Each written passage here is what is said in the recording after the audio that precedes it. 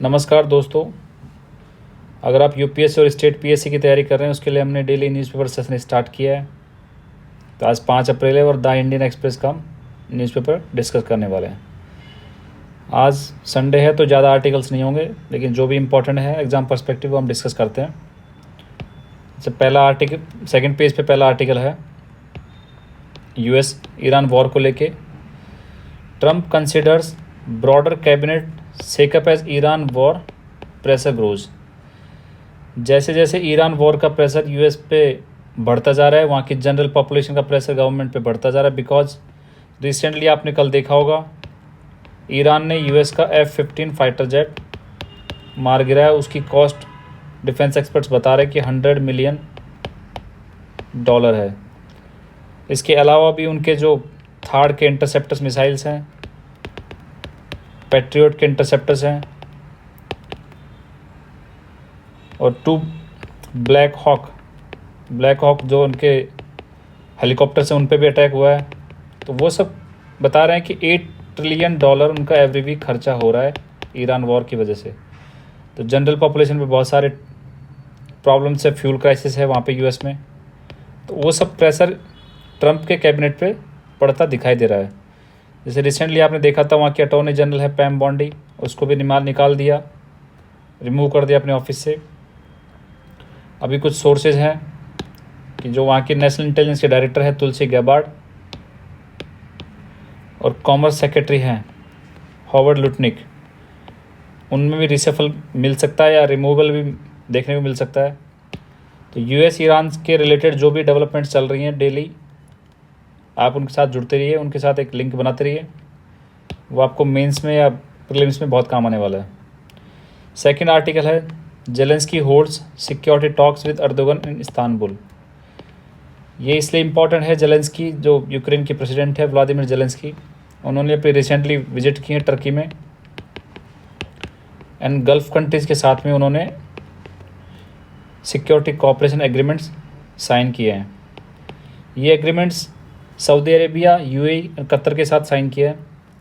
ये इसलिए इम्पॉर्टेंट है, जैसे रशिया के जो ड्रोन अटैक्स थे उनसे यूक्रेन ने कैसे बचाव किया, यूक्रेन को काउंटर ड्रोन एक्सपीरियंस कितना है, वो सब गल्फ कंट्रीज़ के साथ में शेयर कर सकता है, जो ईरान के ड्रोन अटैक्स में अपना बचाव कर सकती हैं, उनको डिफेंस कर सकते हैं। बिकॉज ऐसा माना जाता है कि जो ईरान का शहीद ड्रोन है, वो रशिया के कोलैबोरेशन के साथ में बनाया गया था। तो हो सकता है कि रशिया की जो ड्रोन टेक्नोलॉजी है उसको यूक्रेन ने काउंटर किया, वैसे गल्फ कंट्रीज़ ईरान के ड्रोन्स को काउंटर कर सकती हैं। तो उसके regarding security cooperation agreement sign किए हैं, इसके साथ भी आप लिंक बना सकते हैं। एक दूसरा इंपॉर्टेंट आर्टिकल आप आ जाता है यहाँ पे, missing airman fuels fears Iran could gain leverage over the US. जैसे हमने आपको कल बताया ईरान ने यूएस का जो फाइटर जेट F-15E गिराया था, उस 2 क्रू मेंबर का था, उसमें एक को रेस्क्यू कर लिया था, एक अभी मिसिंग है। उसके लिए सर्च ऑपरेशन यूएस का और ईरानी अथॉरिटीज़ का अभी तक चल रहा है। यहाँ पे स्पेकुलेशन ये है कि जैसे अगर ईरान के हाथ में वो क्रू मेंबर लगता है, ईरान उसको हॉस्टेज बनाता है, तो उसके हाथ में एक अपर हैंड होगा यूएस के साथ नेगोशिएशन करने के लिए। अगर वो क्रू मेंबर ईरान के हाथ लगता है तो यूएस के साथ नेगोशिएशन करने में ईरान को एक अपर हैंड मिलेगा। ये सिमिलर कहानी रिपीट होते दिखाई दे रही है जब 1979 में ईरान हॉस्टेज क्राइसिस हुआ था। अगर आपको पता नहीं है आप ईरान हॉस्टेज क्राइसिस के बारे में, तो आप अच्छे से पढ़ सकते हैं इसके बारे में, लेकिन मैं आपको समरी बता देता हूँ क्या हुआ था। 1979 में जब इरानियन रेवोल्यूशन का टाइम था, उस टाइम पर तेहरान में जो यूएस एम्बेसी थी उस पर इस्लामिक स्टूडेंट्स जो ईरानी रेवोल्यूशन में पार्टिसिपेंट थे, उन्होंने यूएस की एम्बेसी पर अटैक कर दिया और वहाँ के जो 52 डिप्लोमेट्स या जो भी ऑफिसर्स थे, एम्बेसडर्स थे, उनको हॉस्टेज बना के रखा 444 डेज़ तक, जो 1981 में उनको रिलीज़ किया। 52 डिप्लोमेट्स को 440 डेज़ तक हॉस्टेज बना के रखा। ये अमेरिकन हिस्ट्री में बड़ा ब्लंडर था। जिम्मी कार्टर उस टाइम पे प्रेसिडेंट हुआ करते थे। जिम्मी कार्टर के इस डिसीजन को भी जिम्मी कार्टर ने बाद में 1980 में ईरान के साथ में एक एग्रीमेंट किया, अलगायर अकॉर्ड। उसके तहत ये हॉस्टेज को रिलीज़ करवाया गया।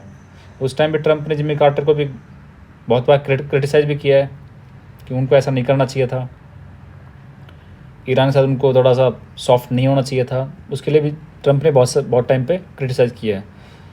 तो वही कहानी रिपीट होती दिखाई दे रही है। अगर ये क्रू मेंबर ईरान के हाथ लगता है तो ईरान को बहुत ज़्यादा बेनिफिट होने वाला है इस वॉर में। इसके अलावा इस पेज में जैसे अफ़गानिस्तान में फ्लड एंड अर्थक्वेक्स आया है, लैंडस्लाइड्स भी हुई हैं, अर्थक्वेक भी, कांदार प्रोविंस में बहुत अर्थक्वेक आते हैं, बहुत फ्लड भी आती है। तो आपको इस जोन में हिंदू कुश रेंज में भी अभी अर्थक्वेक दिखा है। तो ये जो अर्थक्वेक प्रोन रेंज है वो आपको पढ़ना है ज्योग्राफी पर्सपेक्टिव। इसके अलावा एक न्यूज़ है स्क्रैच स्पिन रिवोल्ट रूल, ये उसके बारे में सुदान गुरुंग जो भी रिसेंटली नेपाल कैबिनेट में होम मिनिस्टर का चार्ज लिया है। ये पहले क्लब्स में डीजे मिक्सिंग का काम करते थे, बट इन्होंने लीड किया थाउजेंड्स जेन जी प्रोटेस्ट को। अब इनको रिसेंटली होम मिनिस्टर बना दिया गया है। इनके कुछ डिसीजंस है जो अब रिसेंटली न्यूज़ में बड़े वायरल हैं, ये बड़े फेमस है, बड़े सपोर्ट कर रहे हैं लोग उनको। इन्होंने बोला कि जो भी इनका एमपी का सैलरी आएगा वो डोनेट करेंगे जो इंजर्ड थे जेन जी मूवमेंट में। ये अपना एमपी का सैलरी लेंगे नहीं, उसको डोनेट करेंगे। दूसरा इनका डिसीजन था, इन्होंने पुलिस अथॉरिटीज़ को पावर दी कि जैसे वो नॉर्मल पॉपुलेशन की व्हीकल्स को रोकते हैं चेकिंग पर्पज़ या और कोई पर्पज़ के लिए, वैसे ही होम मिनिस्टर के व्हीकल्स को भी उनको रोकने की अथॉरिटी है। तो सुदान गुरुंग ये बड़े फेमस है अभी फ़िलहाल। नेक्स्ट पेज नंबर 3 पे एक आर्टिकल है, Trump threatens hell on Iran as US airman missing. जैसे आपको पता है कि ट्रम्प अपने सोशल मीडिया प्लेटफॉर्म ट्रुथ पर कुछ ना कुछ अनाउंसमेंट करते रहते हैं। अभी रिसेंटली उन्होंने एक अनाउंसमेंट किया कि वो ईरान अगर कुछ जल्दी डील पे काम नहीं करेगा तो उनको वो हेल के दर्शन करवाएंगे। अब वो कहाँ तक सच है कहाँ तक झूठ है वो आगे आने वाले टाइम में पता लगेगा। इसके रेस्पॉन्स में जैसे ईरान ने अथॉरिटीज़ लगी हैं कि जो क्रू मेंबर मिसिंग है उसको हॉस्टेज बनाए, उसके रिगार्डिंग प्रोएक्टिवली वहाँ की आईसी कस्टडी एजेंसी है यूएस की, उन्होंने सुलेमानी, जो कसीम सुलेमानी था कमांडर ऑफ चीफ आईआरजीसी के, जिनको बगदाद एयरपोर्ट में मारा था 2020 में, उनकी नीस और उनकी डॉटर को उन्होंने अपनी कस्टडी में ले लिया ताकि बाद में ईरान के साथ नेगोशिएट करने में उनको एक अपर हैंड मिले ताकि वो ईरान को नेगोशिएट कर सकें। इसके बाद इस पेज पर कुछ इंपॉर्टेंट नहीं, एग्ज़ाम पर्सपेक्टिव पेज नंबर 4 पर कुछ इंपॉर्टेंट नहीं है, पेज नंबर 5 पे भी कुछ इंपॉर्टेंट नहीं है, एग्ज़ाम पर्सपेक्टिव कुछ नहीं है। आज संडे है तो कुछ ज़्यादा आर्टिकल्स इसमें है नहीं।